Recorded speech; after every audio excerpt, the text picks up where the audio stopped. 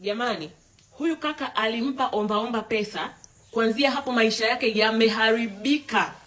Huyu kaka anasema kuna siku aliamka asubuhi, alikuwa amepigiwa simu mahali aende akafanya interview. Kwa hiyo akawa ameamka asubuhi, akapanda zake daladala, akafika hapo sehemu akawa ameshuka. Sasa alipokuwa ameshuka kwenye daladala, kwa chini kulikuwa kuna mbibi, yupo kasimama amejifunika na nguo nyeusi, akawa anaomba like naomba saidie pesa kidogo, naomba saidie sijui nini. Huyu kaka akasema sawa, ngoja nimpe, kwa sababu alikuwa ana change ambazo alikuwa amebakia nazo, akawa amempa zile change zote alizokuwa amebakia nazo, amezishika mkononi.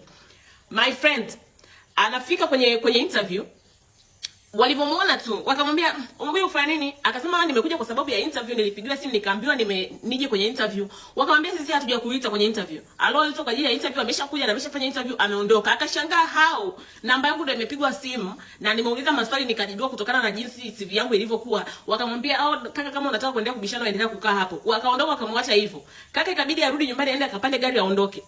Anafika nyumbani kwa sababu hapo alipokuwa anakaa anasema alikuwa amekaa hapo muda mrefu zaidi ya miaka 4 na mwenye nyumba yake alikuwa ni muelewa sana. Alikuwa yani hata akikosa kodi anaongea na mwenye nyumba yake, anamwambia kabisa kwamba hii kodi naomba tusaidie ndani ya miezi 2 mitatu nitakupa kodi yako, na anamuacha. My dear, alikuwa amekaa wiki hiyo moja tu alikuwa hajalipa kodi. Anafika mwenye nyumba yake anamwambia unajua hapo mtoto wangu anaolewa, nataka nimpe zawadi hiyo nyumba, kwa hiyo inabidi uondoke ndani ya hizi siku 2-3. My friend anakuambia alichanganyikiwa. Wazazi wake wapo kijijini. Sio, unaelewa? Mjini yuko peke yake. Ikabidi akampigia rafiki yake simu akamwambia please naomba unisaidie kwa sababu hapa nimeambiwa 1 2 3. Rafiki yake akamwambia usijali njoo. Ndio kutoka kwenda kwa rafiki yake, kufika akamwelezea kila kitu, akakubaliana waende wachukue vile vitu kwa sababu rafiki yake anaishi kwake, ana chumba cha ziada. Ndio kufika akamwambia njoo hivi vitu je uviweke kwenye chumba cha ziada, utakaa hapa, mambo yako yakikaa sawa au kitu chochote kilitokea tutajua, lakini vilete hivyo vitu. Ndio kwenda kuchukua hivyo vitu kuja kuviweka pale kwa rafiki yake. Siku hiyo amekaa zake nyumbani, kitu kikawa kinamwambia like akawa ameboeka actually kwa sababu demu wake huwa hakai mbali sana. Akasema ngoja nitembee kwa sababu alikuwa ameboeka, ngoja nitembee niende kwa demu wake. My dear, anafika aenda kwa demu wake, yeye amefika tu anasukuma mlango.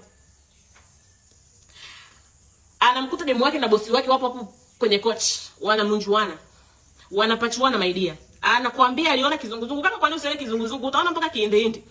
Aliona kizunguzungu my friend, alichanganyikiwa. Akatoka nje analia akaondoka. Baadaye demu wake anampigia simu akajua huyu hapa kanipigia simu. Unajua kuna namna unajisikia vizuri, yani mtu anapokukosea alafu akakuomba samahani akajua huyu kapiga simu aliniomba samahani. My dear, huyo dada akamwambia tena afadhali umeona. Sikupanga ukute hivi, sikupanga ujue hivi. Nilipanga nikae na wewe taratibu nikuambie tuelewane tuachane. Mimi siwezi kuendelea kukaa na wewe muda mrefu unihudumie ufanye nini matatizo na wewe, kwa hiyo mimi sitaki kuendelea na wewe kwa sababu huyu kaka anakuambia alikuwa anamlipia yeye dada huyo kodi. Anamhudumia kwa kila kitu, anafanya kila kitu.